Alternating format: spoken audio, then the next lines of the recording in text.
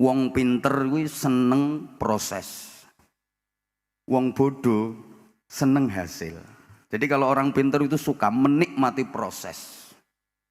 Makanya kalau orang pinter misalnya ditawarin gini ya. Saudara mau nggak? Nggak usah sekolah, nggak usah kuliah, dapat ijazah, langsung dapat gelar doktor.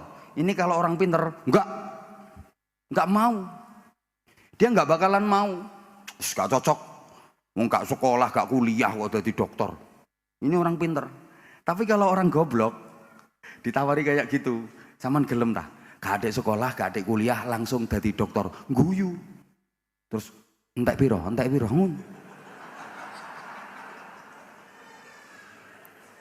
Makanya kalau ada orang yang bergelar profesor, itu perlu diselidiki dulu.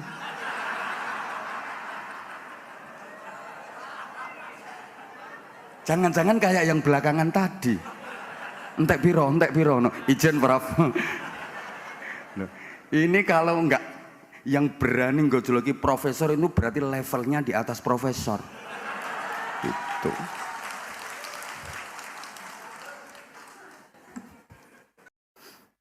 Assalamualaikum warahmatullahi wabarakatuh.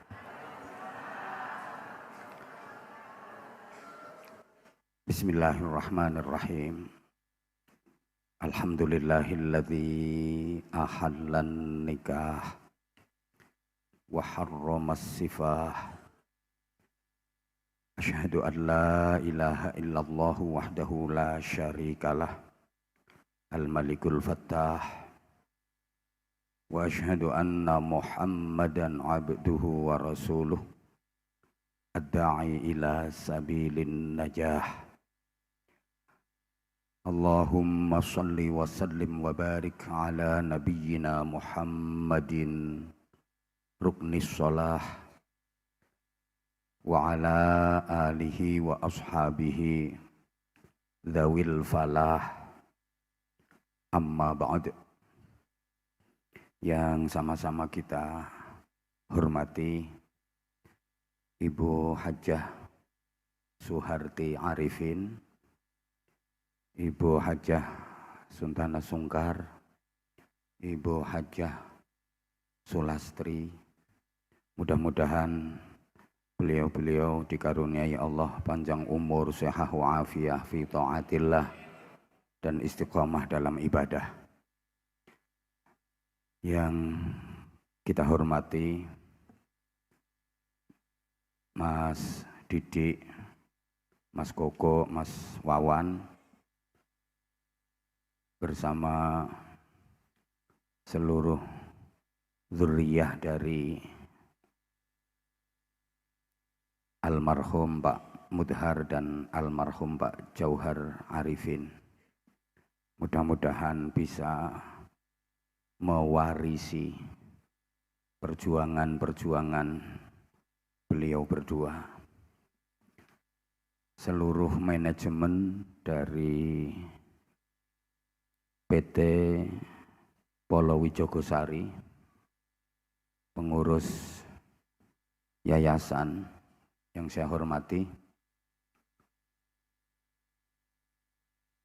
nakhussu bidzikri Dewan Syariah Masjid Akbar Mudhar Arifin, Profesor Dr. Kiai Haji Ali Aziz, Profesor Dr.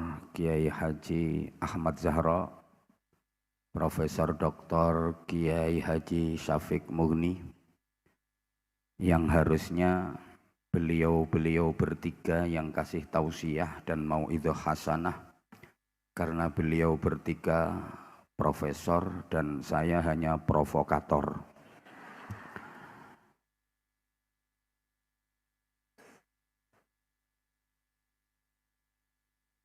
Kedua pengantin baru, Mas Andre dan Mbak Farah, bersama ayah, bunda, dan seluruh keluarga besarnya yang saya hormati, bapak-bapak, ibu-ibu, dan seluruh jamaah. Saya menghafalkan nama ini tadi butuh waktu 20 menit kayaknya. Karena saya nggak baca teks gitu. Jadi ini kalau bukan orang cerdas nggak bisa. Seperti yang telah disampaikan oleh Mas Didik tadi. Mas Didik itu besti saya, koncoplek sama saya, bahwa kita dimohon dengan segala hormat untuk mendoakan kedua mempelai pengantin baru ini agar dikaruniai hidup yang bahagia dunia hingga ke surga. Dan kita semua memang pengen hidup bahagia. Kebetulan bahagia itu wajib hukumnya. Saking pentingnya bahagia, setiap azan dikumandangkan itu ada seruan dan ajakan untuk bahagia. Hayya 'alal falah.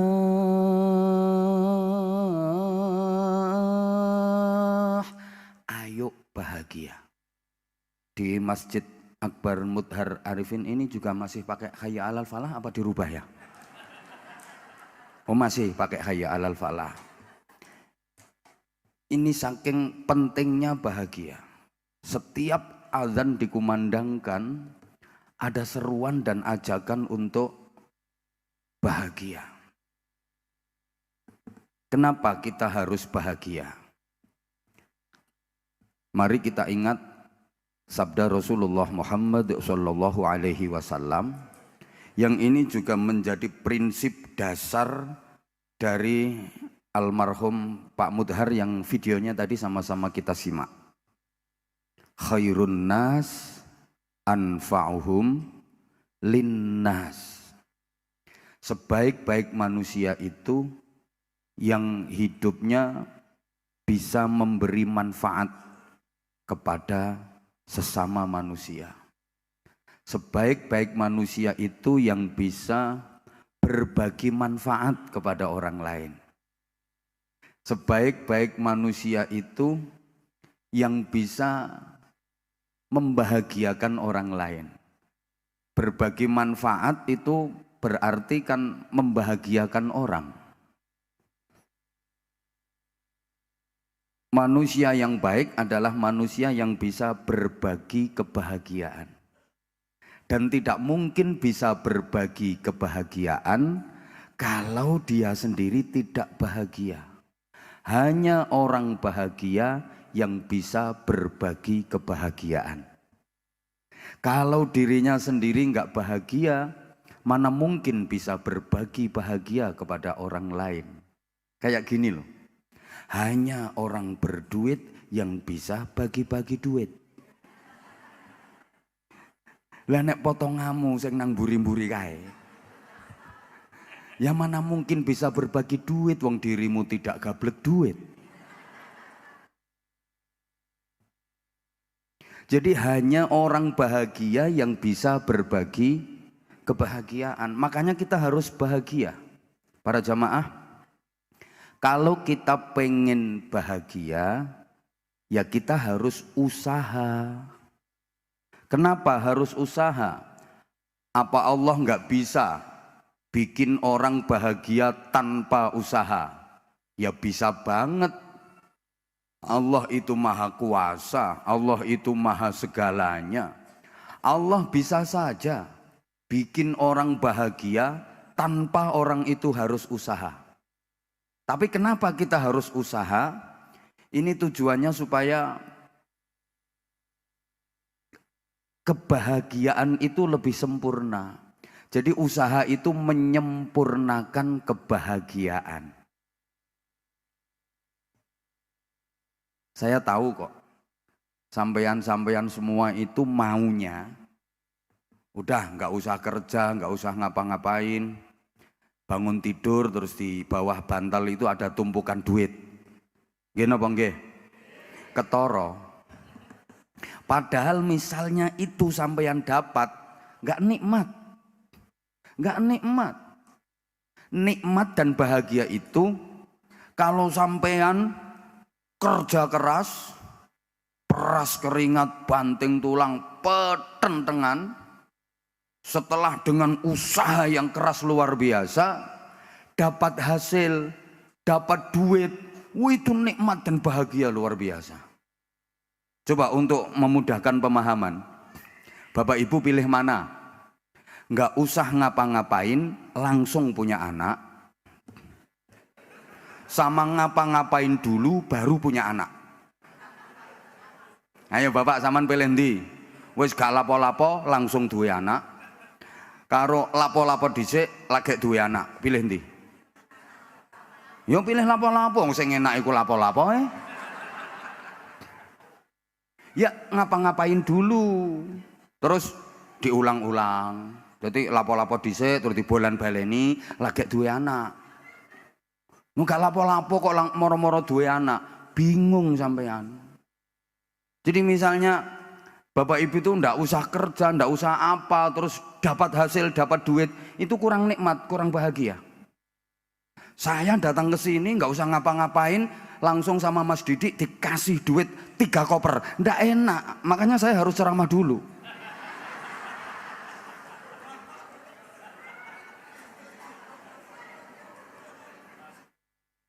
Gini ya, orang pinter itu menyukai proses. Kalau orang bodoh itu menyukai hasil. Saya campur pakai bahasa Jawa nggak apa-apa ya?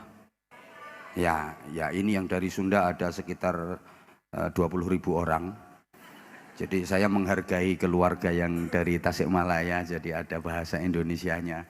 Tadi Profesor Aziz bisikin saya, meskipun ini mantainya dari Sunda, nanti ceramahnya pakai bahasa Jawa saja. Karena menurut Profesor Aziz, saya ini nggak bisa bahasa Indonesia. Dikira yang bisa ceramah pakai bahasa Indonesia itu harus profesor gitu kan.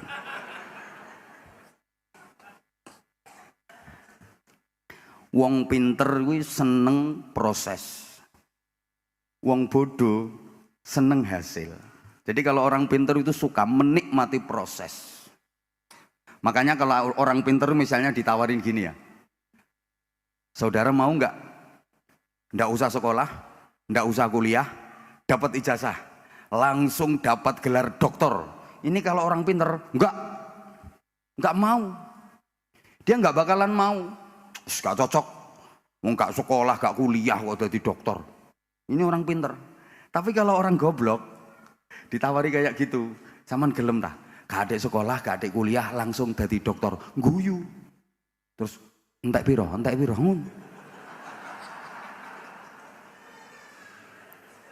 Makanya kalau ada orang yang bergelar profesor, itu perlu diselidiki dulu.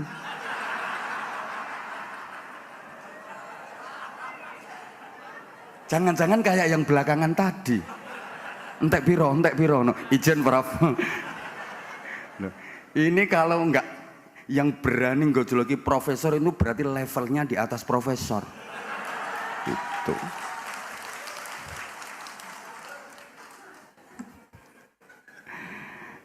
Saya nggak akan ceramah lama-lama, Mas Didik, sebentar aja. Benar yang disampaikan Mas Didik tadi, saya 1 bulan ini libur cuma hari ini. Jadi kemarin dari Kalimantan 9 hari nyambung, terus ini besok saya 4 hari daerah Jawa Tengah. Terus insya Allah saya lebih laris daripada Profesor Zahro.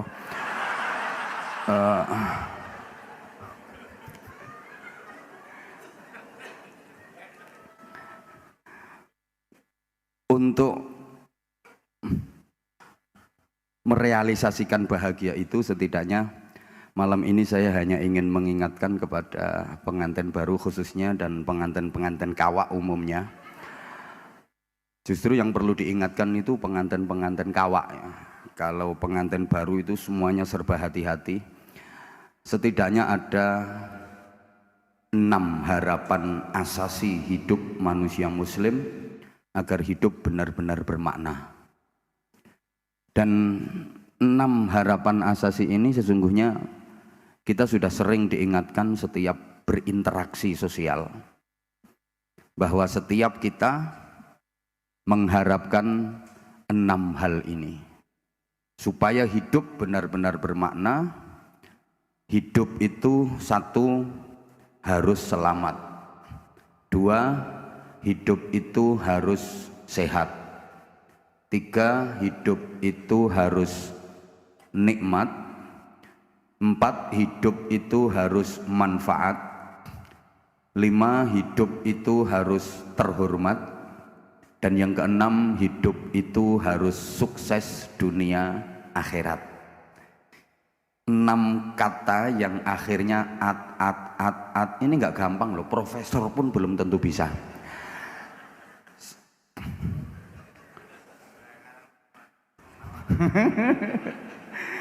Jadi 1, hidup itu harus selamat. 2, hidup itu harus sehat. 3, hidup itu harus nikmat. 4, hidup itu harus manfaat.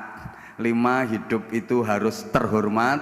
Dan 6, hidup itu harus sukses dunia akhirat. At.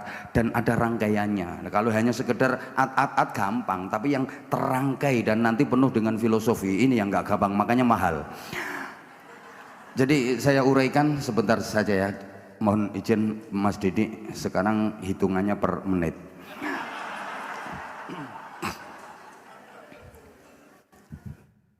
Pertama, hidup itu harus selamat. Siapa sih yang ingin celaka? Nggak ada. Semua orang pasti ingin selamat. Kapanpun, dimanapun, dalam situasi seperti apapun, ingin selamat. Di rumah ingin selamat. Di perjalanan ingin selamat. Di tempat kerja ingin selamat. Lagi tidur juga ingin selamat, lagi makan juga ingin selamat. Loh, makan kalau nggak selamat gawat, iso kontal sak sendok-sendoke. Bahkan mohon maaf, lagi di toilet juga ingin selamat, lagi BAB, bahasa Inggrisnya the singing itu. Loh, sampeyan lagi berjuang di toilet, petentengan itu kalau nggak selamat bahaya loh. Pas ngeden bisa berodoli sak usus-ususe. Ya, semua orang memang ingin selamat, sehingga setiap berjumpa dengan saudara yang seakidah, kita diperintahkan untuk saling mendoakan agar selamat dengan mengucap dan menjawab salam. Ini interaksi sosial kita sehari-hari. Setiap ketemu, assalamualaikum. Ini artinya kan mendoakan agar selamat. Satunya jawab, waalaikumsalam. Sama, mendoakan agar selamat. Dan alhamdulillah, ucapan selamat yang merupakan doa itu menjadi budaya dan tradisi masyarakat kita. Masyarakat kita itu ketemu di waktu pagi ya kasih ucapan selamat pagi, ketemunya siang hari selamat siang, ketemunya malam hari selamat malam. Kok gak nyaut ya, ini krungu apa ora ya? Ucapan selamat ini menjadi budaya dan tradisi masyarakat kita, bagus kok. Lagi ada yang ulang tahun juga kasih ucapan selamat ulang tahun. Memasuki tahun baru banyak ucapan selamat tahun baru. Ada yang nikah kayak gini kasih ucapan selamat menempuh hidup baru. Ada yang lagi sunat kasih ucapan selamat menikmati bentuk baru. Jadi ketemu yuk selamat jumpa.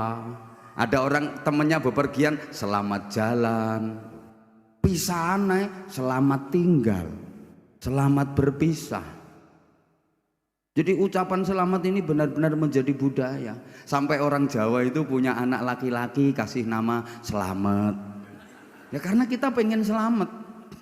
Kalau Arab ya Abdus Salam, Nur Salim, Salamun, Ahmad Salim. Kalau perempuan ya Salamah. Sekarang zamannya makin modern ya Salma, Silmi. Ini kan ungkapan doa agar selamat.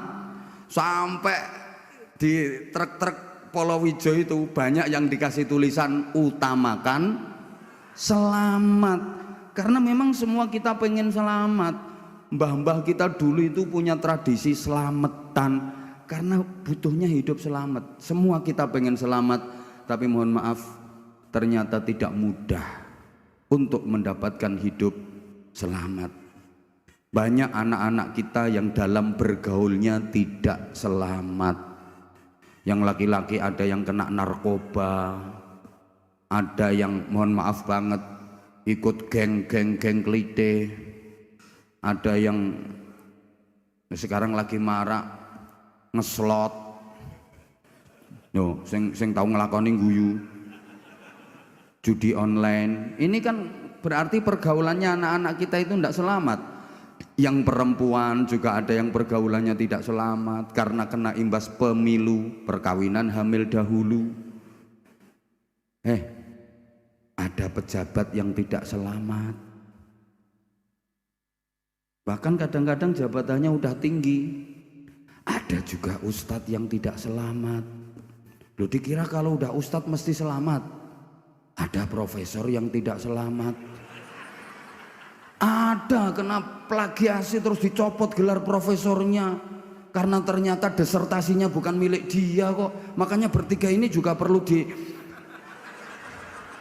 gitu. Loh, dikira kalau udah profesor terus udah disebut kiai, disebut ustadz mesti baik terus nggak ada jeleknya sama sekali. Ya namanya manusia, tiada gading yang tak retak, tiada mawar yang tak berduri, tiada api yang tak berasap, tiada bantal yang tak beriler, kan tiada hidung yang tak berumbel, dan tiada bokong yang tak berentut. Lah ini juga harus disadari kedua mempelai. Jadi nggak ada yang sempurna. Ya, Mas Andre juga pasti ada kekurangan. Mbak Farah juga pasti ada kekurangan. Kalau pengen yang sempurna, Bapak Mas, sampean pengen dapat istri yang udah cantik, solihah, setia, taat, patuh, nerima, nguapi, komplit, plit. Ya jangan sekarang. Nanti kalau sampean jadi masuk surga, nek sido yuk. Kalau di dunia yang nggak ada. Kadang perempuan itu dapat cantiknya aja, cantik tapi cerewetnya, masya Allah, wayu tapi cerewetnya gak betahi. Ono ada. Ini orangnya sekarang pakai jilbab warna coklat, gitu. Cantik tapi suka ngomelin suami, gitu. Ada yang cantik juga nggak ngomelan, nggak cerewet, tapi sakit-sakitan. Loh, nyontek no terus. Pokoknya habis dipakai sontek, habis dipakai sontek ngono. Ono ae ngono kemudian. Jadi suami mau pakai itu ngitung duit dulu, cukup ndak buat sontek gitu.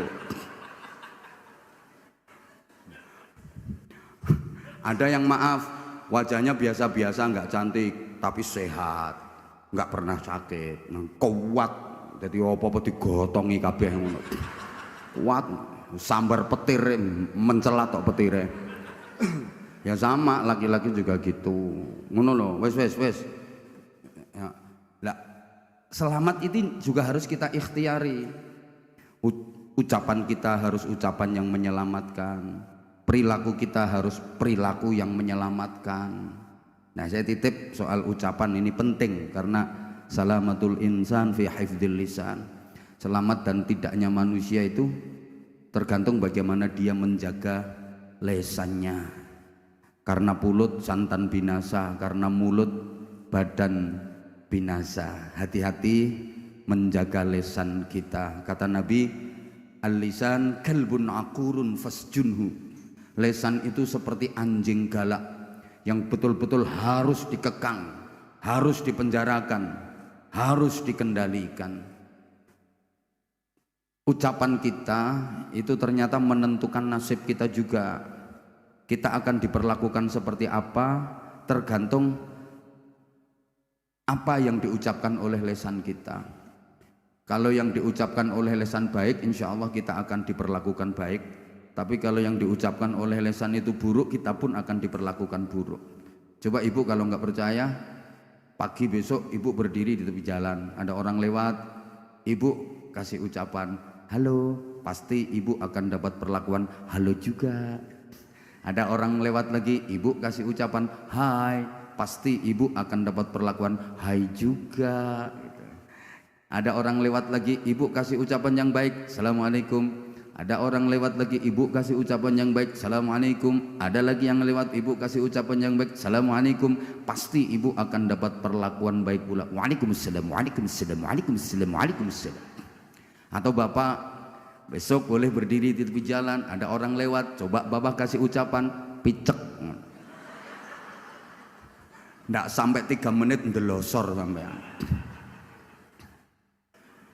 Dan yang keluar dari lisan kita itu merupakan cerminan hati kita. Saya sering gambarkan yang keluar dari mulutnya teko, bahasa Inggrisnya the ceret.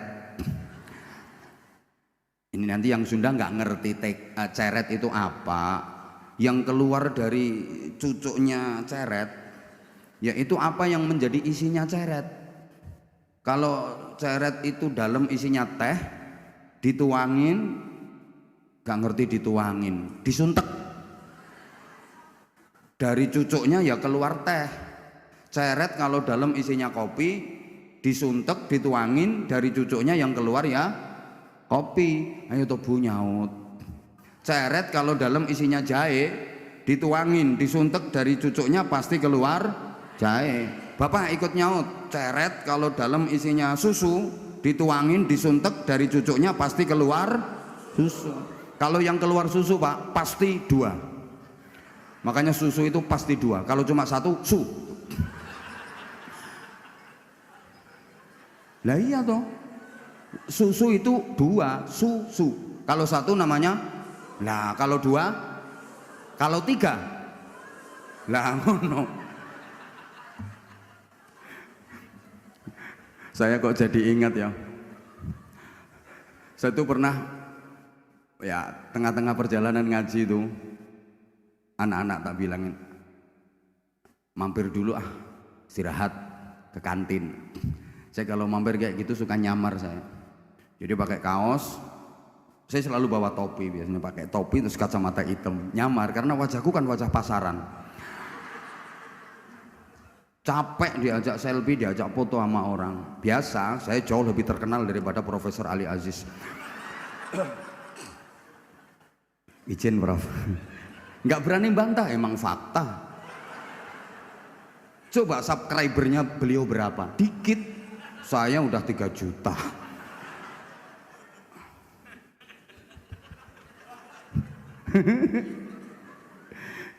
Saya pakai kaos, pakai topi, tak beres nih kacamata. Itu pelayannya cewek, nanya, mau pesan apa Mas? Saya bilang susu Mbak. Itu dia nanya lagi, pakai es Mas? Ya mesti Mbak, susu tuh pakai es. Kalau nggak pakai es ya aku bilang gitu. Nah yang susu ya pasti pakai es. Kalau nggak pakai es ya Kayak nasi bebek itu harus pakai B. Kalau nggak pakai B kan jadi nasi gitu. Ceret, kalau dalam itu isinya dawet, dituangin ya dari cucuknya ya keluar dawet. Maka orang itu kalau dalamnya baik, yang keluar dari lisan pasti baik. Ibu maaf, ibu misalnya lagi bersin, itu yang dibaca apa Bu? Alhamdulillah. Itu tanda bahwa hati ibu baik. Tapi nggak semua orang seperti itu. Ada orang bersin bukannya ngucap alhamdulillah, malah nama-nama makanan yang keluar. Soto, tahu. Berarti itu isi hatinya adalah departemen perbadokan. Loh, ini refleks. Bapak misalnya lagi jalan, tiba-tiba kakinya terantuk, kesandung loh Pak, enak-enak melaku kesandung, cetet. Biasanya ngomong apa Pak? Innalillah, astagfirullah, ya Allah. Karena memang dalamnya baik. Tapi ada kok Orang enak-enak jalan kesandung batu cetet, itu bukan innalillah ya Allah astagfirullah, malah binatang-binatang berkaki 4 yang keluar. Siapa ngomong asu mau? Astagfirullahaladzim. Iki wis tak samarno binatang berkaki 4 malah dijuwelasno karo kono. Sing jaran sing ngopo metu kabeh. Ya itu cerminan hatinya seperti itu. Dah ini Ibu lek rumangsa gak melu nyangoni tolong ojo cerewet meneng. Oh, sing kate nyangoni lo meneng. Profesor aja nggak ada yang berani bantah kok. Sampeyan cerewet aja. Satu hidup itu harus selamat. Artinya ucapan kita, perilaku kita dan semua aktivitas hidup kita harus mengantarkan kita menjadi orang yang selamat. Jadi yang bikin kita nggak selamat itu ya diri kita sendiri juga gitu loh. Dah ini 2, hidup itu harus sehat. Siapa sih yang pengen sakit? Nggak ada, orang sakit itu nggak enak. Semuanya pengen sehat. Nggih Pak nggih? Bapak zaman umpama duwe bojo nang ayu, tapi loro-loronen.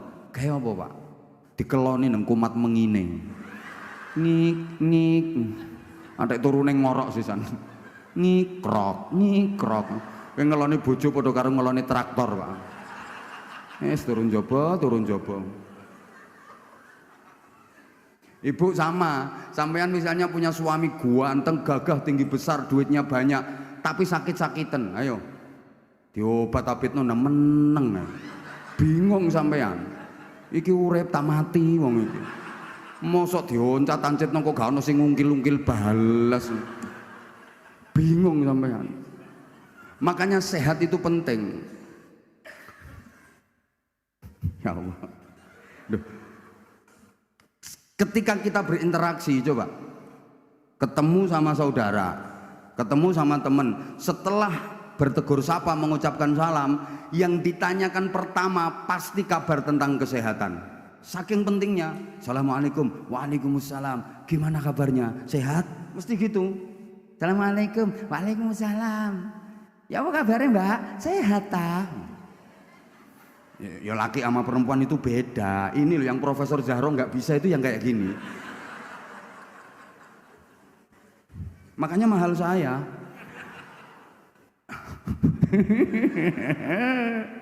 Ngapunten. Saya suka kayak gini saya. Saya di mana-mana juga udah kayak gini gaya saya. Jadi kalau ada yang salah dengan saya, maaf, yang dosanya besar adalah yang punya inisiatif ngundang saya. Iku makhluk iku dosane gede-gede. Wis ngerti nek potongane ngene ditekakno. Makanya aku los saya aku. Sing nanggung resikone ya Mas Didik. Ketemu pertama pasti yang ditanya kabar itu. Assalamualaikum. Waalaikumsalam. Ya apa rek kabar rek? Sehat ah? Ngono mesti. Enggak ada kok orang ketemu pertama Assalamualaikum. Waalaikumsalam. Ya apa kabare? Kon gering dah, enggak ada kayak gitu. Enggak ada. Demikian pula yang ditanya, jawabannya alhamdulillah sehat. Walaupun dia lagi sakit, itu kalau ditanya, gimana Mbak kabarnya Mbak? Sehat Mbak? Alhamdulillah sehat. Padahal wajah itu tempelan koyok 24. Iku jawabnya ya alhamdulillah sehat. Enggak ada orang ditanya, gimana Mbak kabarnya? Sehat Mbak? Sehat apane? Mari mencret wong pitu gak ono. Loh karena setiap kita itu pengen sehat. Sampai maaf ya, orang yang udah tua sekalipun beliau sakit-sakitan, kakek, nenek, ya, udah aki-aki, udah nenek-nenek, udah sepuh, sakit-sakitan. Kalau ditanya, gimana kek, gimana nek kabarnya? Sehat? Alhamdulillah nak, sehat. Tapi yo sehatnya orang tua. Alhamdulillah nak sehat, tapi yo sehatnya wong tua. Memang beda sehatnya yang muda sama yang tua. Kalau yang muda itu kesehatannya betul-betul prima, makanya kemana-mana tangan kosong berani. Kalau orang muda itu kesehatannya masih prima, kemana-mana tangan kosong berani. Tapi kalau udah tua, pergi kemana-mana coba periksa isi tasnya kira-kira apa? Oh balsem, minyak kayu putih, minyak angin. Oh, cap fresh care. Jadi untuk mempertahankan kesehatan itu butuh senjata. Kalau udah tua, untuk mempertahankan kesehatan itu butuh senjata. Mau minyak angin, mau fresh care, mau apa. Saya beberapa waktu lalu kemarin yo ngaji bareng sama pejabat-pejabat tinggi. Bukan harus profesor ya, bisa ngaji sama pejabat tinggi. Itu saya belum naik, belum mulai ceramah, masih di bawah itu. Saya batuk bersin terus. Itu sampai kanan saya bilang, "Abah, flu ya?" Aku ngomong, "Iya kayaknya." Begitu saya ngomong gitu itu kanan kiri langsung bareng ngetokne minyak angin. Jadi aku mikir, ya Allah, pejabat yang nggawa senjata sih anak. Apalagi ibu-ibu kadang-kadang suka ada loh. Ibu yang mau tidur itu nggak bisa merem kalau belum pegang senjata dua. Iya. Tangan kanan pegang botol diisi air hangat untuk nyekat tubuh. Jadi botol diiseni banyu anget ngenyek awak. Tangan kiri minyak kayu putih untuk tolak suami, kok tolak angin. Untuk tolak suami. Jadi kadang-kadang ibu-ibu itu suka jahat. Lagi capek, payah, males ngelayani suami. Suami datang masuk kamar dengan semangat membara 45. Ibu langsung blonyoan minyak kayu putih sakujur awak. Ya suami balik kanan sambil nyanyi putuslah harapanku. Lah gimana mau kena pembunuh selera tingkat tinggi. Akhirnya suami masuk kelompok tilawah. Bukan tilawatil Quran, tilawah itu tidur di lantai bawah. Masya Allah. Ibu bapak, sehat itu artinya bebas dari penyakit. Dan sehat itu meliputi 5 hal. Fisik, psikis, sosial, kultural, and spiritual. Understand? Sampeyan gak ngerti ya wis jawab apa yes ngono lho, urusane cek cepet. Tak baleni. Sehat itu meliputi 5 hal. Fisik, psikis, sosial, kultural, and spiritual. Understand? Nah, ngono wis cek tambah ketok oone. Yang sering dilupakan orang itu spiritual. Kalau fisik, psikis, sosial, kultural diperhatikan. Tapi spiritual sering dilupakan. Padahal spiritual ini faktor terpenting penunjang kesehatan. Orang itu asal kebutuhan spiritual terpenuhi dengan baik, dijamin gak bakal sakit-sakitan. Sholatnya bener, zikirnya cukup, sedekahnya cukup, keluarganya guyub rukun, sama teman, sama kerabat, sama tetangga baik, nggak bakalan sakit-sakitan selama kebutuhan spiritual tercover dengan baik, tercukupi dengan baik, nggak bakal sakit-sakitan. Spiritual ini paling penting. Bahkan orang sakit apapun, kalau hatinya nggak diobati dulu, nggak akan bisa sembuh penyakitnya. Tak baleni, pengumuman. Lu sakit apapun itu kalau hatinya nggak disembuhkan dulu, nggak bisa sembuh penyakitnya. Sampeyan model kok koyo gak percaya ngono tak omong. Insyaallah. Jadi kita harus mengupayakan agar hidup kita sehat. Pola hidup kita juga harus sehat, ya harus diikhtiari. Olahraga yang cukup, yang kita konsumsi, kita makan, kita minum, kita hirup harus yang menyehatkan. Harus. Kan katanya orang sakit itu ada karena pola makan, pola minum, pola pikir, pola hidup, dan yang paling banyak itu kakean pola. Jadi yang bikin orang sakit itu bukan pola makan, tapi kakean pola. Udah, ringkes aja gini, ringkes. Sehat itu bebas dari penyakit, dan penyakit itu secara umum ada 2. Ada penyakit zahir, ada penyakit batin, ada penyakit jasmani, ada penyakit rohani. Kalau penyakit zahir, penyakit jasmani itu semua penyakit yang bisa dideteksi secara medis. Itu namanya penyakit zahir, penyakit jasmani. Ya liver, ya jantung, ya itu termasuk penyakit zahir. Termasuk penyakit wong biyen, panu, kadas, kurap, koreng, rangen, cantengen, kutilen, bubulen, gondoken, udunen, sureken, itu semua penyakit zahir. Ya encok, linu, terus gulu kaku, angop gak iso balik. Lah kalau penyakit batin, penyakit rohani itu ya Ya penyakit akhlak. Takabur, riya, ujub, sum'ah, hasud, itu penyakit batin. Ingat para jamaah, penyakit batin itu yang bikin orang disiksa di neraka. Yang bikin orang dimasukkan ke neraka itu penyakit batin. Tidak ada ceritanya orang disiksa di neraka gara-gara penyakit dohir. Nanti di neraka ketemu sama tetangganya. Cak, sampean lapo kok digepuki ndok neraka disiksa kaya ngono? Ya iki gara-gara biyen aku udunen, ndak ono. Ndak ada. Yang bikin orang disiksa di neraka itu penyakit batin, penyakit rohani. Dan itu penyembuhannya susah. Kalau penyakit dohir, penyakit jasmani, tambanannya gampang, pengobatannya mudah. Kenapa? Penyakit dohir, penyakit jasmani itu yang penyakitan ngerasa sakit, orang lain nggak kena imbasnya. Jadi penyakit dohir, penyakit jasmani, sing penyakitan ngerasa loro, koncone, tonggo-tonggone gak ngerasa no. Paham tak gak gitu mungkin. Lah sing penyakitan krasa loro, gak kuat loro, gelem tombo, makanya tambanannya gampang penyakit dohir itu. Tapi penyakit batin, penyakit rohani itu aneh. Yang penyakitan itu dia nggak ngerasa sakit, yang kemeng itu malah tetangga-tetangganya. Contoh misalnya di desa sampean ada maling, itu kira-kira yang susah malingnya apa masyarakatnya? Masyarakat. Padahal yang penyakitan itu malingnya. Lo maling itu penyakitan, lo maling itu nggak waras lo. Misalnya dia punya barang dicuri orang, pasti dia marah, pasti dia jengkel. Lo dia kok nyuri barangnya orang?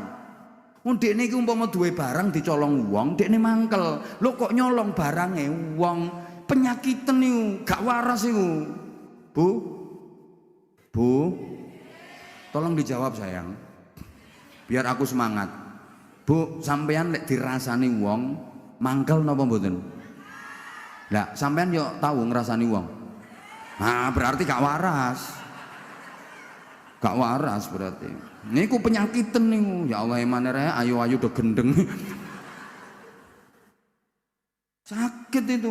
Kalau digunjing orang kita jengkel, kita nggak suka, ya kita jangan gunjing orang, itu tandanya waras. Makanya maaf, penyakit batin, penyakit rohani susah itu pengobatannya. Dah, saya pernah dikasih tahu sama dokter, dan dokter itu ahlinya. Kalau soal kesehatan yang bicara dokter saya percaya. Kayak soal hukum yang bicara Profesor Zahra saya percaya. Saya ngomong Mas Didi gak ngandel blas aku. Mas Didi ombakas fikih wis gak percaya blas, aku gak percaya. Ayo gak terima rene. Boloplek kok. Kanca ngopi kula nih, kanca ngopi kula. Ning kamare tak telepon, "Mas, mudhun Mas, aku gak ono kancane ngopi Mas." Jano kluyur. Wong sugih tak garap aku. Gak manut, gak pengen kualat ya manut. Wes. Katanya penyakit itu sebabnya ada 3. Ada penyakit karena keturunan, genetik. Ada penyakit karena makanan, itu apa namanya, alergi. Alergi kan ada alergi luar, ada alergi dalam. Ada penyakit karena pikiran. Terus diteliti, penyakit karena genetik keturunan itu cuma 10%.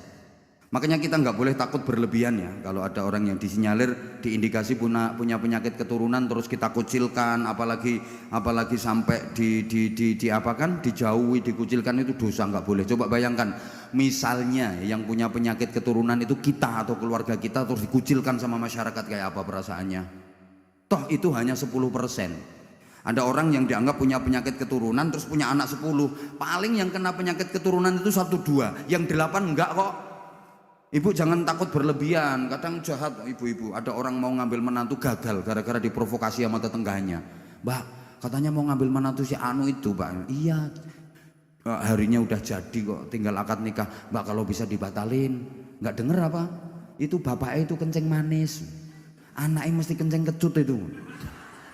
Enggak kok, itu kemungkinan nurun cuman 10%. Yang 90% aman. Lanjut. Lanjut. Waktunya udah tinggal 5 menit ini. Mas, tinggal 5 menit. Nanti kalau jamaahnya minta tambahan waktu berarti namanya lembur itu, Mas. Jadi ya paham lah jenengan kalau ada pekerja lembur itu hitungannya seperti apa.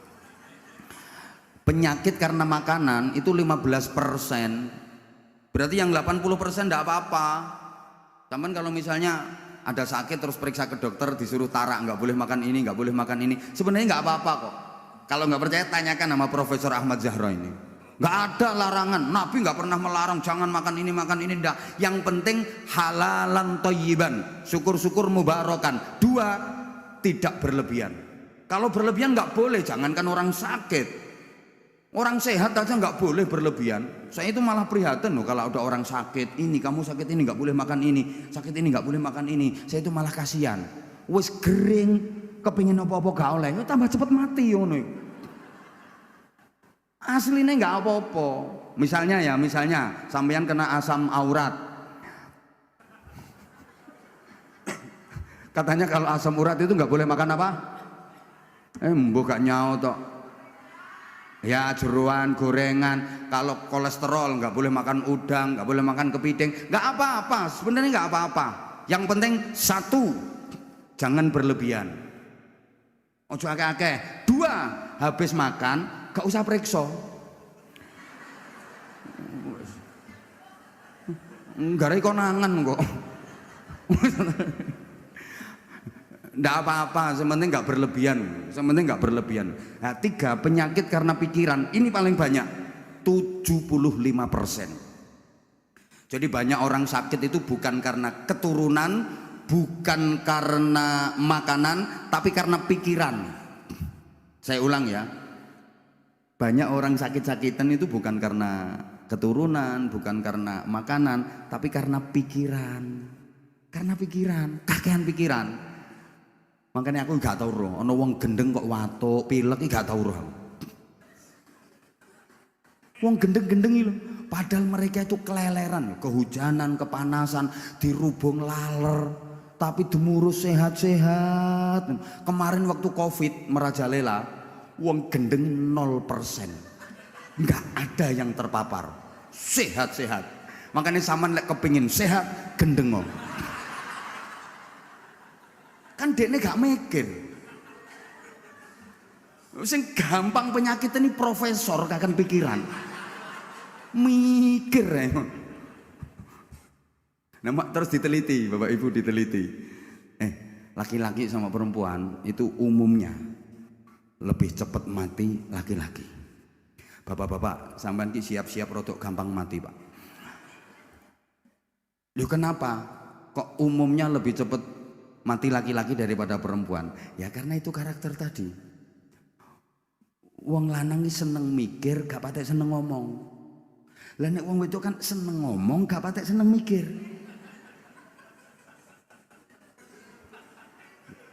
Wong wedok ini ngomong, gak patek mikir. Makanya sering wong wedok ini wis mari ngono. Lapo aku ngomong ngono mau. Lapo aku ngomong ngono. Jadi wong wedok ki ngomongnya gak patek mikir.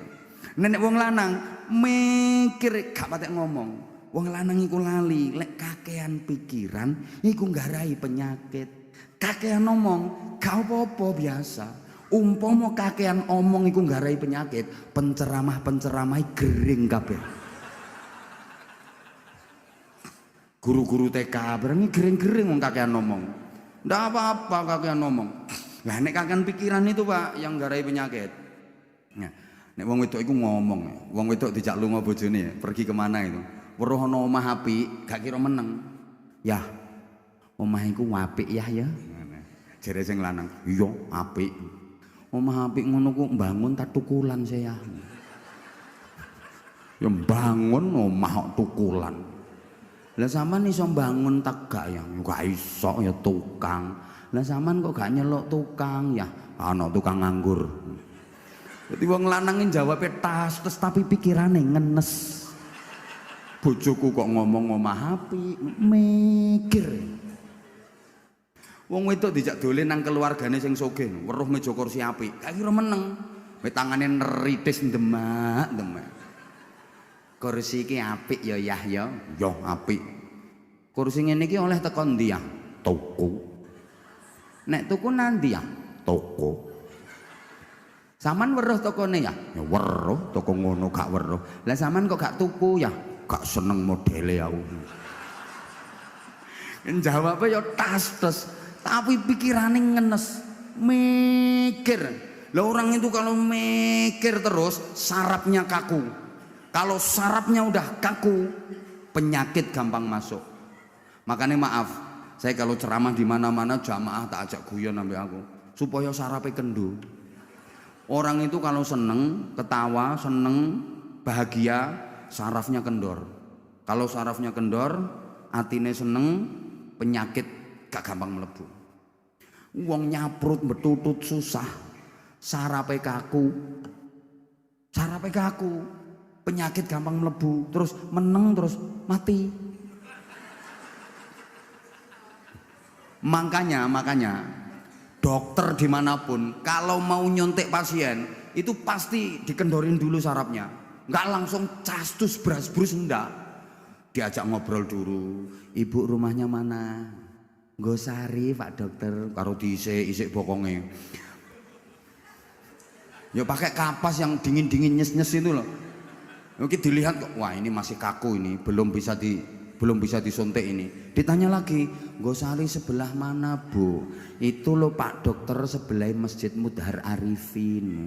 Sek diisik sek kaku. Ditanya lagi sama dokter, putrane pinten Bu? 6 Pak Dokter. Loh kok kata nggih cus ngono. Berarti dokter mau ngecus itu nunggu pasiennya gitu. Karena orang itu kalau ketawa hatinya bahagia, sarafnya kendor. Kalau saraf kendor bokong empuk. Berarti cublesannya enak, cus gitu. Obat masuk roto dadi tombo.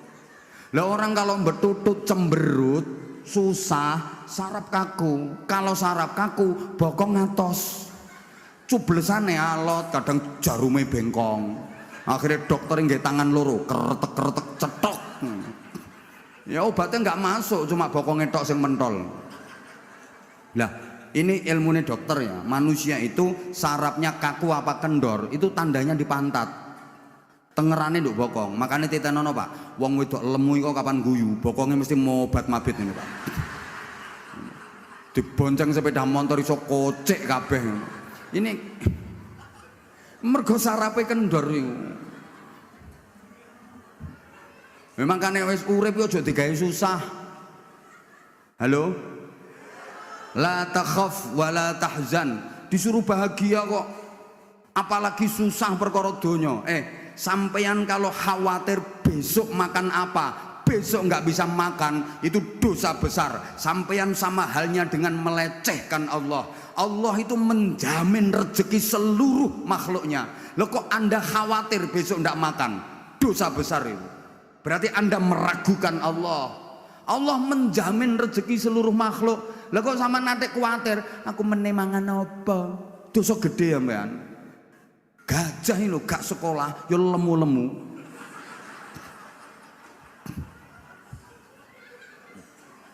Sapa maneh zaman gelem mikir cicak. Cicak uripe nempel nang tembok. Dia nggak punya sayap, nggak bisa terbang. Sementara konsumsi makanannya binatang-binatang yang terbang. Panganan cicak, nyamuk, kaper, laron, punya sayap semua, bisa terbang semua. Dia nggak bisa terbang, nggak punya sayap. Dia hidupnya nempel di tembok, tapi nggak ada ceritanya cicak kena busung lapar. Ya soalnya cicak nerimo ketentuan Allah, dia nggak pernah protes. Ya Allah, engkau pasti salah desain ya Allah. Makananku itu semua bisa terbang, kenapa aku nggak kau kasih sayap? Tapi cicak nggak pantang menyerah, cicak pantang menyerah, nggak pernah putus asa. Nyatane yo iso mangan. Apalagi sampean dikasih pikiran. Aku kalau belum minum kopi itu ceramah suka marah-marah gini modelnya. Ini ada orang ceramah minum aja nggak dikasih ya baru di sini ini. Ini loh. Wis ngerti kulinane ngopi gak dikai kopi lho. Bosok gak cerdas blas.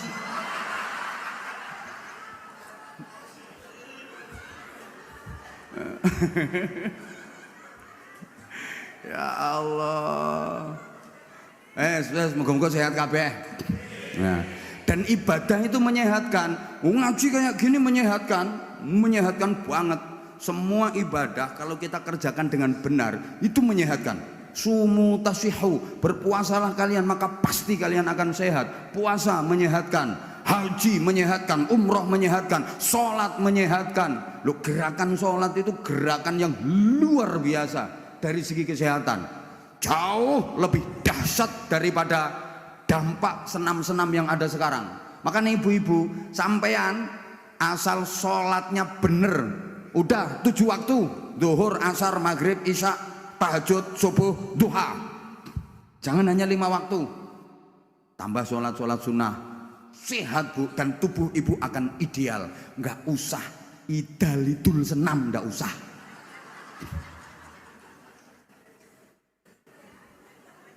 Loh, sholat itu jauh lebih dahsyat daripada gerakan senam apapun. Loh, ibu-ibu saiki ku senam, ada pakaiannya melefet, ngafret, mencolot ndul-ndul kayak gembol kucing anakan. Idal-idul senam lah apa. Ono iku saiki wong nggih kudu ngireng lho.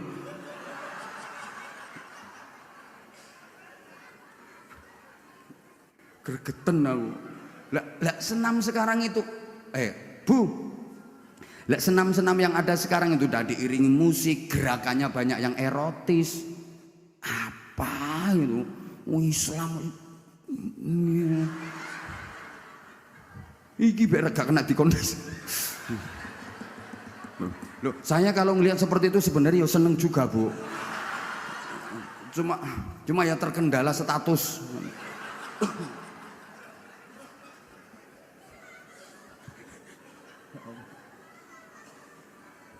Weh, ini gak selesai ketiga. Duh. Mas, biasanya durasinya berapa mas ceramah di sini mas? Hah? Biasanya berapa durasinya? Berapa prof? Durasinya biasanya berapa? 5 jam. Profesor gendeng nih. Lu mau kok dikokon ceramah 5 jam nih lo? Jenengan apa pernah ceramah 5 jam? Yang geletak jenengan. Jantenan kok. Aku tanya baik-baik berapa prof? 5 jam jadi. Astagfirullahaladzim. Ini gara-gara kakan pikiran yang ini. Akhirnya jawab terus ngawur tok ini. Hati-hati prof, gampang penyakitan prof. Allahumma sholli ala Muhammad.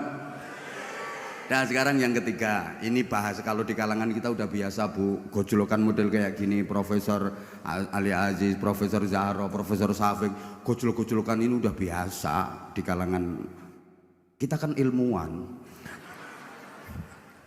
termasuk juga bangsawan, maksudnya bangsane turu awan, nek bengi nglayap koyok lowo. Dan sekarang yang ketiga, hidup itu harus nikmat. Ini kita dalam interaksi sehari-hari juga sudah diingetin kok. Makanya sekarang ibu-ibu pegang kotakan semua kan. Di depan ibu itu ada box. Isinya apa itu coba? Penguji kenikmatan. Makanya kalau ada acara apapun pasti selalu ada konsumsinya. Itu untuk menguji kenikmatan. Mohon maaf, ibu, ketika box itu dibuka, terus diambil, terus dimakan, masih bisa merasakan nikmat ibu? Alhamdulillah, berarti masih normal. Karena setelah diuji kenikmatan, ada yang sudah tidak lagi bisa merasakan nikmat. Bahkan ada yang gak berani nyentuh. Serba ketakutan. Ada loh orang itu yang daging takut, gajah takut, gorengan takut, garam takut, kenikir takut, emping, takut, gula, takut. Udah nggak bisa merasakan kenikmatan. Apalagi maaf kalau udah terserang penyakit komplikasi. Dengan semua menu makanan yang digemari nggak berani mengkonsumsi. Ketemu sate dihindari. Yang dicari cuma ikan teri. Keasinan dikit tensinya tinggi. Makan cumi-cumi alergi. Kena sambal goreng ati asam urat kambuh lagi. Ginjalnya udah bermasalah, cuci darah seminggu 2 kali. Kasih minum manis minta ganti karena udah punya pabrik gula sendiri. Mendekati istri malah disingkiri.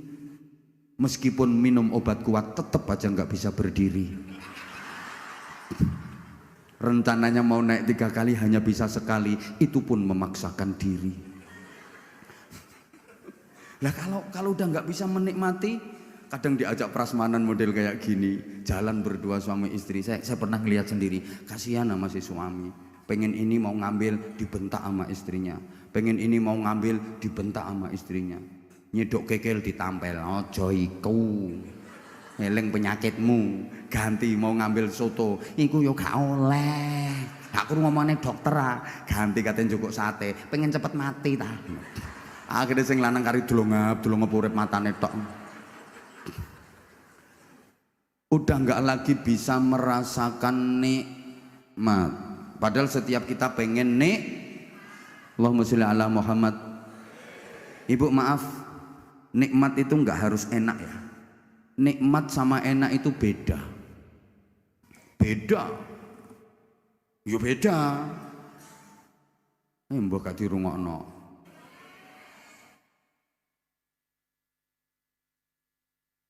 Loh, nikmat sama enak itu beda. Kadang-kadang nikmat itu sakit. Kadang-kadang nikmat itu pedih. Kadang-kadang nikmat itu menderita. Menderita tapi nikmat. Sakit tapi nikmat. Dan enak itu nggak semuanya nikmat. Kadang-kadang enak tapi nggak nikmat. Kalau nggak dikasih contoh mesti nggak paham. Nggak paham. Ini ilmunya profesor ini soalnya. Ibu tolong dijawab ibu. Ibu. Allah nggak semangat deh.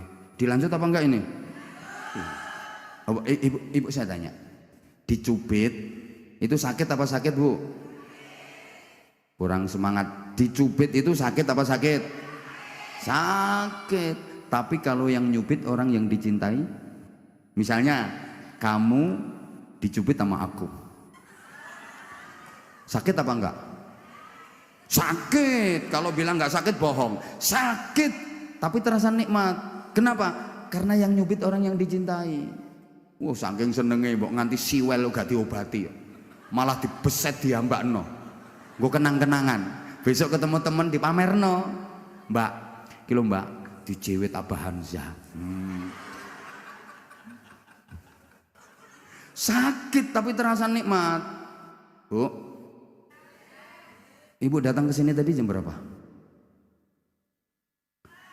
Jam 5? Allah ya Karim. Oke, ada yang jam 5. Sekarang udah jam setengah 10. Berarti udah 4 jam setengah ibu di sini. Capek apa enggak bu? Bohong. Wong gak capek kok lungguhmu wis alean ping 7. Sing silo, sing sembojong, sing metungkruk, mereng nengen, mereng ngiwo. Capek. Tapi meskipun capek, ibu seneng karena ibu merasakan nikmat. Kenapa? Bisa berjumpa sama idola. Loh, jujur, saya kalau ditanya apa, kalau jadwal ngaji kayak gitu, saya rata-rata sehari 3 kali. Kadang kalau lagi estafet itu, lagi maraton, sehari 4 kali. Pagi, siang, malamnya saya selalu 2 kali. Tuh, 3 hari nggak pulang, 4 hari nggak pulang. Ditanya, capek apa enggak? Kalau saya bilang nggak capek, saya bohong. Yo kesel, yo capek. Tapi meskipun capek, saya seneng karena saya dapat. Boleh gak ngerti karepku aja ndisiki. Jadi capeknya sih capek, tapi saya ngerasa nikmat. Saya bahagia, saya seneng karena saya dapat lambe lecek ngono. Saman pikirannya aja duwe ae, Bu. Lho, saman pikir kiai ku materialis ngono ta? Sama nanggep kiai-kiai ku moto duiten. Sampean pikir kiai-kiai iki nek karo duit terus moh ngono ta? Pikiranmu sing genah. Karena saya dapat barokah. Oh, loh. Kok duit to, Bu? Duit itu ya penting, cuma astagfirullahaladzim. Sakit tapi terasa nikmat. Oke, sekali lagi, Ibu nanya. Orang hamil payah apa payah, Bu? Ya orang hamil itu ya payah, ya capek, ya sakit. Baru hamil muda aja udah sakitnya luar biasa itu, muntah kering, muntah nggak keluar apa-apanya. Ya muntah itu sakit, tapi kalau udah bisa keluar biar lega. Nah ini orang hamil muda ini muntah tapi nggak keluar apa-apanya.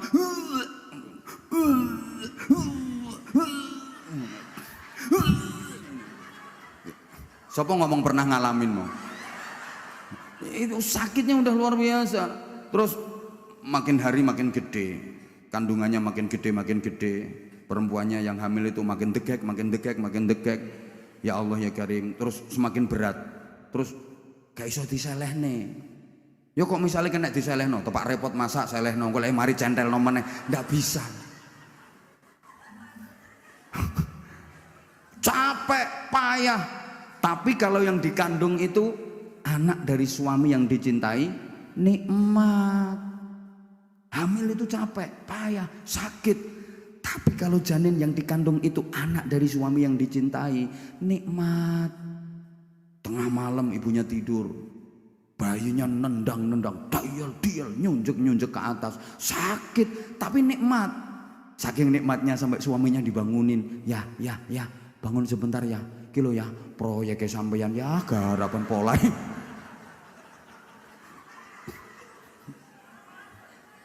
Jadi nikmat itu kadang-kadang sakit, nikmat itu kadang-kadang payah. Tapi mbah gak dirungokno ketok ya aku. Lanjut Bu ya. Itu ada loh orang sakit tapi dia ngerasa nikmat. Bahkan ada seorang pemuda itu sakit lumayan parah sampai opnam di rumah sakit berhari-hari. Tapi dia bahagia. Dia ngerasa nikmat di rumah sakit. Sampai udah sembuh diajak pulang sama keluarganya dia nggak mau. Dia lebih bahagia di rumah sakit karena rupa-rupanya dia lagi jatuh cinta sama perawatnya. Jadi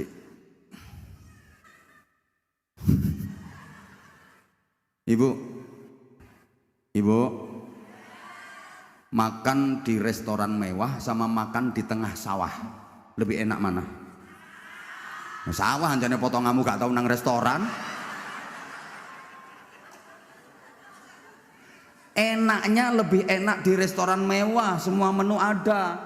Tapi boleh jadi lebih nikmat di tengah sawah. Ngono lho. Loh kalau enaknya ya enak di restoran mewah, percaya potonganmu gak tahu nang restoran mewah kok.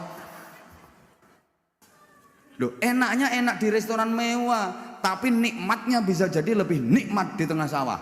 Makan di tengah sawah, udah nggak ada lauknya, cuma nasi sama sambel kecap tok plus sate. Ya sekali-kali toh oleh dum-duman daging korban toko Masjid Mutara Arifin. Ya Allah ditungguin nama istri makan berdua. Sambil kotor-kotor penuh dengan apa jenenge linet tanah gak karu-karuan, telap isok dulang-dulangan suami istri. Nikmat terus gak mikir apa-apa, dikampleng lo gak kroso. Kadang cuma maaf nasi sama sambel tok nggak ada yang lain. Nanti habis sambelnya tambah nasinya, habis nasinya tambah sambelnya, habis sambelnya tambah nasinya. Nikmat. Sementara yang di restoran mewah dengan menu lengkap tersaji semua ada, bisa jadi nggak nikmat. Baru dapat 2 sendok dia telan, mau nyendok ketiga keselek karena dia dengar ada orang dehem dari belakang krungu. Suaranya persis wong sing diutangi.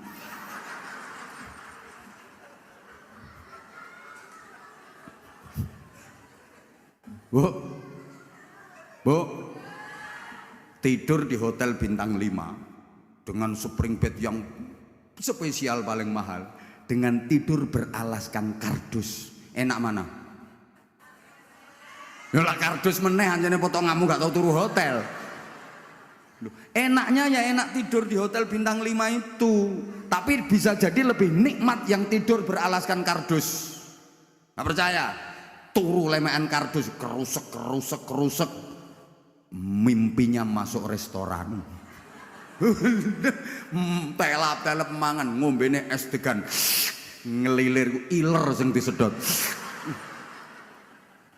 Lah itu yang tidur di restoran mewah, spring bed mentul-mentul, mendut-mendut, mimpinya diuber-uber genderuwo, ayo, dikejar-kejar sama hantu. Ya katok kok. Ngono lho. Udah. Nah, nikmat ini yang bikin bahagia. Allahumma sholli ala Muhammad. Dan maaf banget, nikmat itu yang bikin bahagia. Satuan kebahagiaan itu bukan rupiah. Satuan kebahagiaan bukan dolar, bukan real, bukan euro, bukan yen, tapi satuan kebahagiaan itu adalah hati. Ngapunten. Bahagia bukan soal harta, tapi bahagia itu soal rasa. Paham tak gak? Ya tidak ngomong model ini. Bu, banyak kok orang yang kaya, harta, tapi hidupnya nggak bahagia. Banyak kok orang yang dibilang miskin harta, tapi hidupnya bahagia. Ayo zaman pilih endi? Sogeh, loro-loron, melarat, sehat. Pilih endi sampean? Pilih sogeh. Astagfirullahaladzim. Ayo budek. Pilihannya lo nggak ada itu. Nggak dewi jarine. Pilihannya cuma sogeh, loro-loron, melarat, sehat. Sampean pilih? La haula wala quwata illa billah. Iki padha karo sampean dikokon milih jilbab loro, sijine abang, sijine ijo. Pilih ndi? Biru. Ayo oon. Tak ulangi jawabannya, milih sehat masih melarat sampean. Soalnya sampean lek sehat, meskipun sementara isih melarat, suatu saat ada harapan berubah dari sogeh sampean. Kerja keras ikhtiar maksimal dibarengi donga. Lah sampean sogeh tapi lek gak sehat, duitmu gak kena kayak tuku kesehatan. Nggih napa mboten? Nggih apane mau gak mbok pilih ngono.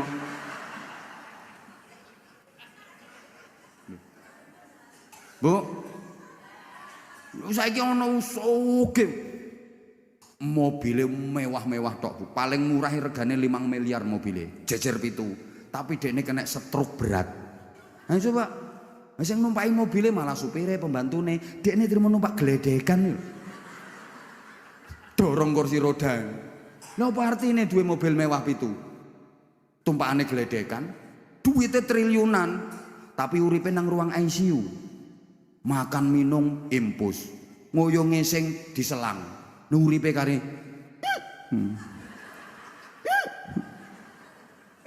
Siapa ngomong persismu? Yo enakan sampean masih melarat sehat, ya mangan semongko sing ngerokok entek sak kulit-kulite. Ngono lho. Maka hidup ini yang penting bukan apa dan berapa yang kita dapatkan, tapi yang penting adalah apa dan berapa yang bisa kita rasakan. Percuma berhasil mendapatkan kalau nggak bisa merasakan. Percuma mas sampean berhasil mendapatkan cewek cantik yang jadi idaman, jadi istri sampean, tapi sampean nggak bisa merasakan soalnya sampean impoten. Ayo. Percuma berhasil mendapatkan jabatan tapi nggak bisa merasakan nikmatnya jabatan itu. Yang penting bukan apa yang kita dapatkan, tapi apa yang bisa kita rasakan. Hidup ini yang penting bukan apa dan berapa yang kita miliki, tapi yang penting adalah apa dan berapa yang bisa kita nikmati untuk kita syukuri. Percuma memiliki kalau nggak bisa menikmati. Ngapunten, duit TV kapodi 7.500 inch, tapi matane belek. Kayak apa TV ombo? Mending TV kecil-kecil tapi matanya sehat, sewaktu-waktu bisa mentelengi. Kursi harganya 5 miliar tapi bokongnya udunan pelentingan. Kapan lungguhe? Mending kursi welek atau kopring itu, pakune teng serongat dilunggui bokong kecantol getien tapi sehat. Ngono lho, Bu. Duwe bojo ganteng gagah gede dukur tapi bojomu anyang-anyangen nek gak waras-waras. Mending elek-elek ngono ku tapi sehat. Nah iki penting iki tak sampeno kanggo menghibur sing rupane gak patek ayu, gak patek ganteng iku dadi nek delokno kene iku elek cerewet, gak apa-apa, sing penting gak anyang-anyangen ngono lho. Biar kita itu tadi lho fabi ayyi ala rabbikum atukadziban. Maknane iku asline tapi dene gak iso ceramah. Sampai guling lho tonton. Iku fabi ayyi ala rabbikum atukadziban itu kalau diterjemahkan luar biasa lho iku. Ini mewarisi tenan, mewarisi sesepuhe dulu beliau. Tadi videonya tadi loh, jadilah orang yang manfaat. Masya Allah, itu luar biasa. Itu filosofi kehidupan yang sungguh luar biasa. Wis ngrewel pengen suwe, omahmu ndi engko tak ampiri tak ceritani dhewe ya. Ya sampai subuh engko tak ceritani wis. Rewel. Enake kari ngrungokno. Anjene wong wedok wis kadung krasa enak terus mau wis ngono. Terus. Ya kono nang ngisor kari terus. Nang ndukur ya dengkleh nuruti.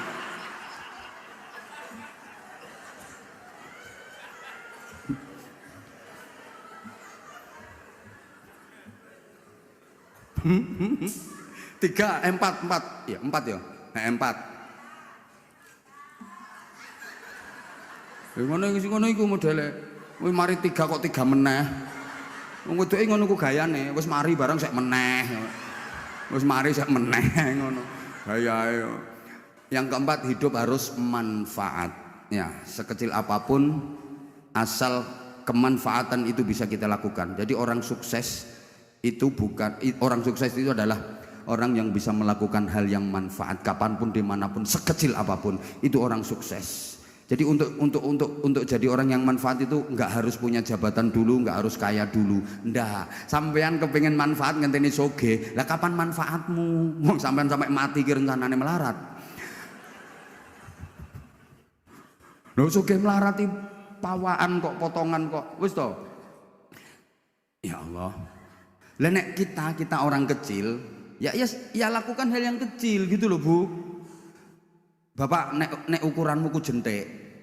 Kalau ukuranmu jari kelingking jentik Pak, ya cita-cita jangan terlalu tinggi, cita-cita aja terlalu gede. Wong jentik kok kepengen ngangkat mimbar, puklek. Lek sampai yang jentik bukan berarti gak ada manfaatnya. Ada. Urusanmu gak ngangkat mimbar kalau jentik. Tugasmu itu acukil watu wal upilu wasilet pitiu. Ya tetap ada manfaatnya. Ngopel lho jentikmu kanggo. Urek-urek kuping, cukil watu jentikmu kanggo. PT wayang ngendok tagak jentik mlebu. Ojo jempol dobol pitike. Ya cita-cita jangan terlalu tinggi gitu loh. Makanya saya maaf, izin Prof. Misalnya ceramah saya dianggap recehan sama profesor, ya wajar dong, saya bukan profesor, yang saya hadapi juga jamaah. Orang ngaji itu kan kondisional, situasional. Yang diceramai siapa, audiennya siapa. Kalau saya misalnya pakai materi yang biasa disampaikan profesor, saya yakin domblong kabeh. Tapi cetok wong IQ umur rendah kok. Makanya pas iki sama Mas Didik sing dikongkon ngaji aku, dudu profesor. Lek profesor kok kedukuran bahasan malah jamaah bubar. Gak terima ya wis profesor cek mulih. Majelis ini tanpa dihadiri 3 profesor tetap jalan. Ngono. Cah kene kok. Kita gak penceramah gendeng gak kira wani ngomong ini. Loh saya juga bertanggung jawab kok atas disertasi yang saya sampaikan. Kalau misalnya nanti yang saya sampaikan salah, beliau bertiga boleh berhadapan-hadapan dengan saya. Ngono cah kene kok. Nyatanya beliau bertiga diem, berarti kan bener aku. Ngono. Yang ngadeg ya tak tinggal melayu ambek aku. Cek digeteni dekne, mulai aku Mas. Walaupun kecil kalau manfaat ayo kita lakukan. Misalnya Bapak sampean masuk masjid di daerah sampean kan belum ada AC-nya nih masjid gonmu kan wis AC. Masih pakai kipas angin ini loh. Jamaah itu nggak ada, tapi kipas anginnya masih muter. Wah, ini buang-buang energi ini, mubazir ini. Matiin, itu kan manfaat. Ke kolah wudhu, keran air, kerucuk-kerucuk, padahal kolahnya udah penuh. Matiin, set. Ini manfaat. Masuk ke toilet, ada peninggalan orang lain. Mundung-mundung, siram, seret. Nanti kalau dipakai orang biar nyaman, malah ditambahi. Sampean lagi jalan, ada paku, ada pecahan kaca, ambil. Ini nanti kalau ada orang lewat membahayakan kakinya, bisa nanti bocor banyak macam-macam. Itu manfaat walaupun kecil, kan lho maksudnya. Ya namanya kemanfaatan itu kan sesuai kullu ya'malu ala syakilati. The right man on the right job, the right man on the right place. Iki profesor lho gak kira iso iki. Ya loh, kemanfaatan itu sesuai profesi gitu loh. Makanya ibadah yang berpahala besar sesuai profesi. Kalau kamu pedagang, ibadahmu yang berpahala besar apa? Jujur dalam berdagang. Kulaan sakmene ngomong sakmene, kulaan sakmono ngomong sakmono. Ojo lamis lambemu. Sing garakno dosa gede iku kan kulaane 250.000 dinyang ditawar 300.000 lho jawabane. Ya gak oleh wong kulaane, gak oleh sakmono kok. Terus bakule melu sapa? Ngono iku sing garai. Lah nek guru ya aktif, dinamis, disiplin, profesional, jangan makan gaji buta. TNI ibadahnya apa? Ya pertahanan, kedaulatan negara. Polri ibadahnya apa? Kamtipmas. Ngono. Kiai ibadahnya apa? Ya ngaji, mbek wiridan. Ya Allah, ya Rahman, ya Rahim, ya Rahman, ya Rahim, ya Rahman, ya Rahim. Ya Sami'u ya Basir, ya Sami'u ya Basir, ya Sami'u ya Basir. Kiai, ya Sami'u ya Basir, ya Sami'u ya Basir, ya Sami'u ya Basir. Kok suwe-suwe ya dana, ya dana, ya dana, ya dana, ya dana, ya dana, ya dana, dana, ya dana, ya dana, dan ya dana, ya dana, ya dana. Lah kiai gak duwe pabrik kok. Ya dana, ya dana, ya dana. Dana enggak datang-datang, wiridane ganti ya nasib, ya nasib, ya nasib, ya nasib itu. Lah nek Mas Koko, Mas Didi gak oleh wiridan ya Sami'u ya Basir, ya Sami'u ya Basir, dosa malahan. Mas Didi, Mas Koko wiridane bukan ya Sami'u ya Basir, ya semenu ya pasir, ya semenu ya pasir, ya semenu ya pasir, ya semenu ya pasir, ya keramik, ya besi, ya rekening, ya transfer.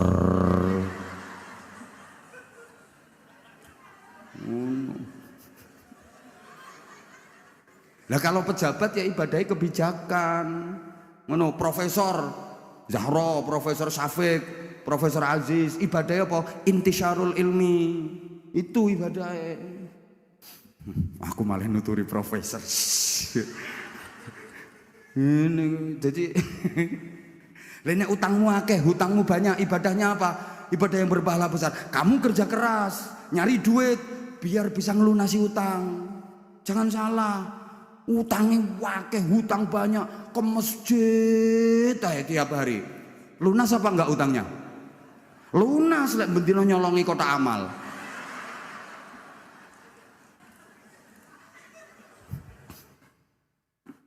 Tuh maksudnya pokoknya jadilah orang yang manfaat, jadilah orang yang manfaat.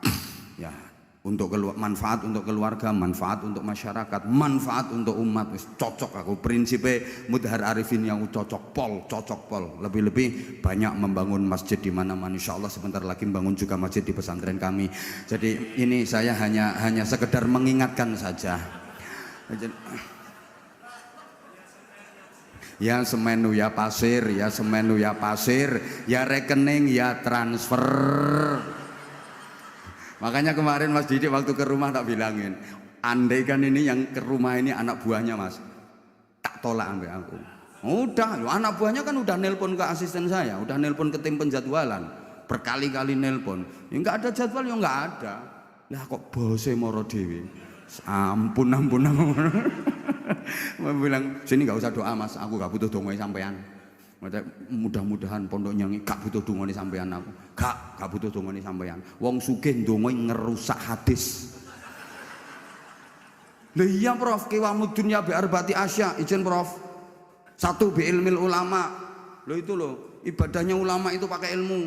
Dua, wa adlil umara, ibadahnya pemimpin pejabat itu pakai keadilan, kebijakan. Tiga, wasakhawatil aghnia. Orang kaya itu ibadahnya pakai kedermawanan, nyumbang. Wong sugih ndonga ngerusak hadus. Aku gak perlu dongane Mas Didik, gak perlu blas. Wis mandian sing melarat-melarat iku lho dongane. Wa da'watul fuqara.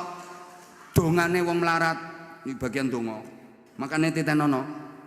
Anak sing akhlake apik-apik, pinter-pinter iku rata-rata anake wong melarat-melarat. Lho berarti anak wong sugih gak iso apik. Iso.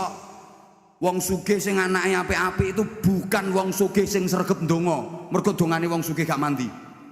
Wong sugih sing anake apik-apik iku wong sugih sing welas karo wong melarat, suka membantu wong melarat, akhirnya sing melarat ndongakno. Dadi oleh percikan dongane wong melarat. Yakin sing keplok nang nguri melarat kabeh. Lho nggih. Dadi wong sugih sing apik nasibe keturunane apik-apik itu orang kaya yang suka membantu yang miskin-miskin, sing sering bantu wong melarat. Wong melarat sing dibantu atine seneng, akhire ndongakno. Ngono. Mulane ya Allah. Wong melarat iku Mas gak usah dijaluki donga. Wis tok kek ana dhuwit engko lak metu dongane dhewe. Ya angger diseni pulsa ya muni wong melarat ngono. Itu jadi terakhir. Oh masih 5, saya kurang loro. Ringkas-ringkas saja, ini udah hampir jam 10. Pelanggaran kalau terlalu malam. 5, hidup itu harus terhormat. Semua orang pengen terhormat. Maka di setiap event, di setiap acara coba mulai MC tadi loh. Mulai MC sambutannya Mas Didi sampai sekarang saya selalu yang saya hormati. Selalu Ibu yang saya hormati, seluruh manajemen yang saya hormati, pengurus yayasan yang saya hormati, Dewan Syariah yang saya hormati, Bapak dan Ibu semuanya yang saya hormati. Kenapa? Karena setiap orang pengen dihormati. Sejelek-jeleknya orang tetap pengen dihormati. Maka maaf, saya kalau lagi ngisi ceramah di lembaga pemasyarakatan, sering saya ngisi di lembaga pemasyarakatan, ada satu yang viral pas di lembaga pemasyarakatan Gresik itu, saya masa tak antem IKB. Itu uniknya mereka itu malah seneng. Jadi saya kalau ngaji, maaf ya, yang saya hadapi itu saudara-saudara kita yang masih belum benar jalan hidupnya, masih dalam tahap pembinaan di lembaga pemasyarakatan. Saya ngomongnya juga harus saya atur, saya jaga. Bapak-bapak, ibu-ibu dan saudara-saudara sekalian yang saya hormati. Karena betapapun mereka juga pengen dihormati. Sejelek-jeleknya orang kalau nggak dihormati itu bisa marah. Jadi saya ngomongnya tetap, meskipun yang saya hadapi narapidana, saya ngomongnya ya bapak-bapak, ibu-ibu dan saudara-saudara sekalian yang saya hormati. Coba misalnya saya jujur, bapak-bapak, ibu-ibu dan saudara-saudara sekalian, para penjahat yang terlaknat, yang moralnya bejat, yang menjadi sampah masyarakat, yang bangsat dan yang keparat. Nggak bisa pulang saya. Diantemi kursi aku. Tetap yang saya hormati, mereka juga pengen dihormati kok. Semua orang pengen terhormat. Bahkan maaf, kalau sekali waktu saya diminta ngasih pembinaan di lokalisasi, sering saya Prof, dan saya betah kalau ngaji di situ. Loh kan siapa tahu jadi sarana hidayah gitu loh, maksudnya gitu. Masya Allah, pakaiannya seperti itulah mereka itu, namanya mereka maaf WTS mereka, wadah titip senjata. Jadi lo kan namanya PSK itu kan perempuan suka konoan itu. Jadi ada yang nyebut pelacur karena disumpeli alat mancur, itu dia. Malah kalau bahasa Jawa Timur I love you, mari dilapi tinggal Melayu. Yang saya hadapi, sorry ya, wanita-wanita nakal, maaf banget. Itu saya tetap harus menghormati mereka. Saya kalau ngomong ya ibu-ibu dan mbak-mbak yang saya hormati. Coba kalau tak omong nih apa nih, ibu-ibu dan mbak-mbak, para londe-londe sekalian yang suka menghabiskan duit orang, juga para begenggek-begenggek yang sudah lecek, nyenyek. Ya aku dicamah, aku diumpah-umpah. Ya kalau cuma diumpah-umpah, dimarahin, dicamah. Nah, kalau ditawarin, ayo. Tetap yang saya hormati. Ini pelajaran loh. Kenapa? Ketika sambutan, setiap sambutan itu yang saya hormati, semuanya yang saya hormati. Karena setiap kita pengen terhormat, bukan hanya terhormat di dunia saja, tapi terhormat pula di akhirat. Ngono. Sehingga ucapan kita juga harus mengantarkan kita jadi orang terhormat.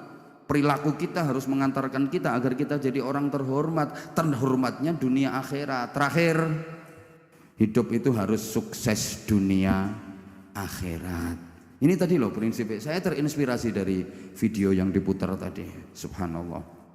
Ya Allah ya Karim.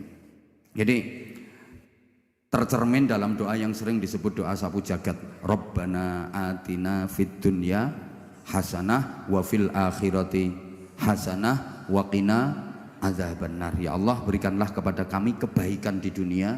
Ya Allah, berikan pula kepada kami kebaikan di akhirat. Ya Allah, jagalah kami, peliharalah kami, selamatkanlah kami dari adab neraka. Ini pelajaran Bapak Ibu para jamaah. Berdoa memohon kepada Allah itu jangan aneh-aneh. Mohon kebaikan. Jangan minta apa yang kita inginkan.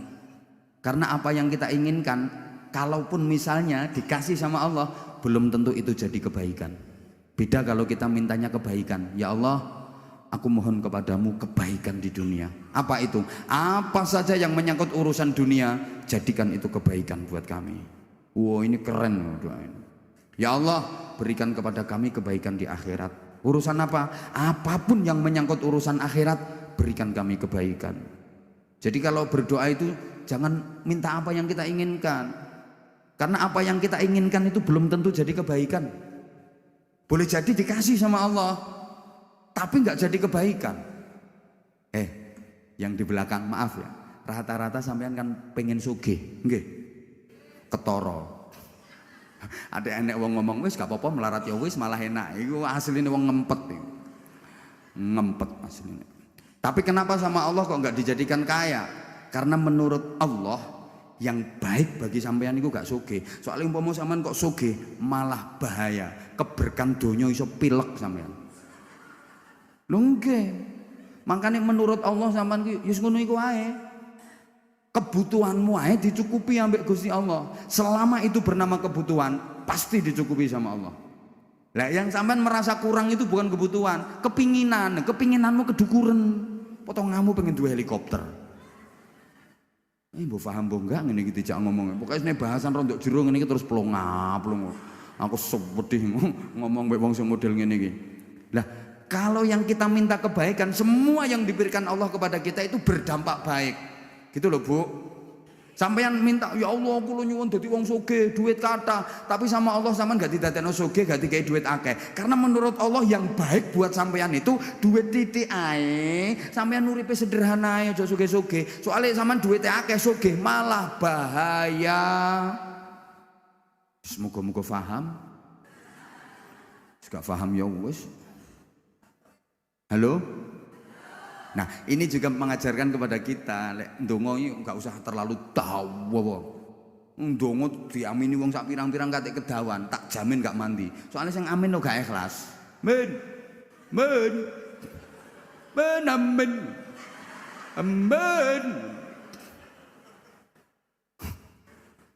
Ringkes, teges, mentes. Lho Kanjeng Nabi nek ngulangi ngono. Allahumma inna nas'aluka min khairi ma sa'alaka minhu nabiyuka Muhammadun sallallahu alaihi wasallam. Ya Allah, aku minta kepadamu apapun kebaikan yang diminta oleh Nabi Muhammad. Apa itu? Ya Nabi Muhammad minta apa? Aku juga minta. Loh ngono. Aku bermohon perlindungan kepadamu dari semua apa yang Nabi Muhammad bermohon perlindungan kepadamu. Apa itu? Ya semua yang Nabi Muhammad mohon perlindungan, aku juga. Kanjeng Nabi nek ngulangi ngono ndonga. Tapi ya jangan terlalu ringkes. Keringkesan ngono. Ngatong. Ya Allah, Engkau tahu yang ku mau, amin. Nah itu ya keringkesen itu. Ya bener Allah tahu yang kau mau, tapi ya sebutno. Tapi juga jangan terlalu dirinci. Gusti Allah didikte. Tuh, minta kebaikan. Itu Rasulullah kalau mengajarkan seperti itu. Nah, dan kesuksesan dunia akhirat itu disimbolkan dengan masuk surga. Maka Nabi juga mengajarkan doa, Allahumma inna nas'aluka ridhaka wal jannah wa na'udzubika min sakhatika wan nar. Ya Allah, aku mohon ridhomu dan surga. Semuanya tercakup. Kalau semua sudah diridhoi oleh Allah, beres kabeh, gak mungkin keleleran kita. Demikian yang saya sampaikan, udah jam 10 lewat. Hidup menyakitkan tanpa kekasih. Cukup sekian dan terima kasih. Ya Allah. Tanpa kekasih hidup terasa hampa. Terima kasih dan sampai jumpa. Yang terakhir, kalau ada sumur di ladang, bolehlah kita menumpang mandi. Kalau ceramah saya dianggap masih kurang panjang, silahkan diundang lagi.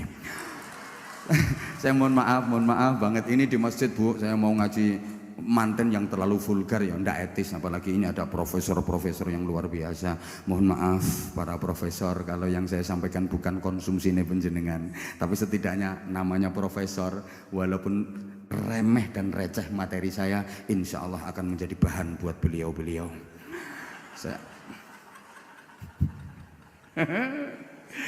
Ya bener Mas Didi, Mas Koko, Mas Wawan, dan ibu-ibu yang mulia, saya mohon maaf kalau ya saya seperti ini. Ibu mohon maaf, saya suka cengengesan orangnya, tapi insya Allah kalau dicerna ada hikmah di balik humor yang saya sampaikan, bukan hanya sekedar cengengesan saja. Ini udah gaya saya. Kalau kurang berkenan, sekali lagi karena keterbatasan dan kebodohan saya mohon maaf yang sebesar-besarnya. Subhanakallahumma bihamdik, asyhadu an la ilaha illa anta, astaghfiruka wa atubu ilaik. Waffaqanallahu wa iyyakum lima yuhibbu wa yardah. Assalamualaikum warahmatullahi wabarakatuh.